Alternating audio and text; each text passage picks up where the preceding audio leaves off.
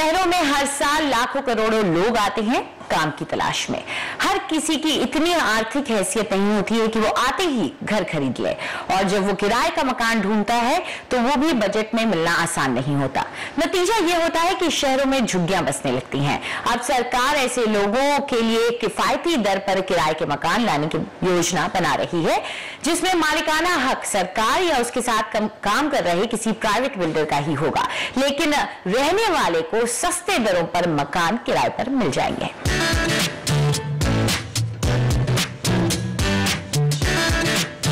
आवास मंत्रालय के गलियारों में आजकल सस्ते किराए वाले घरों की धूम है।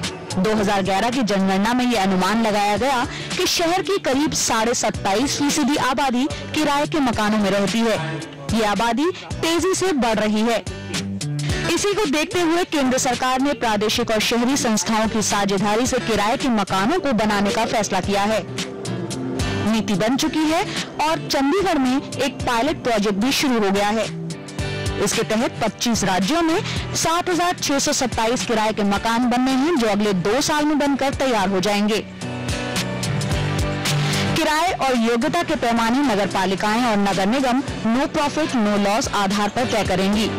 महाराष्ट्र और गुजरात जैसे राज्यों में तो पहले से ही ये योजनाएं चल रही हैं। People who come to the cities don't have to go to a slum. जो लोग शहरों में आए उन्हें झुग्गियों में ना जाना पड़े और वो किराए के मकानों में रह सकें, इस मकसद से हम ये योजनाएं लाए हैं। सस्ते घरों की कमी महानगरों और बड़े शहरों में झुग्गी बस्तियां बनाने की सबसे बड़ी वजह में गिनी जाती है। कम आमदनी वाले परिवार महंगे घरों को खरीद नहीं पाते हैं, क्योंकि उनको होम लोन भी आसानी से नहीं मिल पाते। किराया ज्यादा न हो तो ऐसे मकानों में वो आसानी से रह सकते हैं, इसलिए जानकार सरकार की इस पहल को सही दिशा में उठाया गया कदम मान रहे हैं। सरकार को भी इससे फायदा होगा, क्योंकि किराए के मकानों के लिए दी जाने वाली छूट बेचे जाने वाले मकानों की छूट से कम भी होती है और मकान पर उसका हक भी बरकरार रहता है, जिससे एक के बाद एक कई परिवार इसका फायदा उठा सकते हैं। लेकिन ऐसा करने से पहले केंद्र और राज्यों के किराए कानून में तब्दीली करनी पड़ेगी। जनरली एम्प्लॉयमेंट के लिए लोग आ रहे हैं, ये खाली उनको कैटर करे, इसलिए जहां जहां जो एम्प्लॉयमेंट देता है उसकी जिम्मेवारी पे टेम्परेरी तौर पे ट्रांजिट अकोमोडेशंस को अवेल करना चाहिए।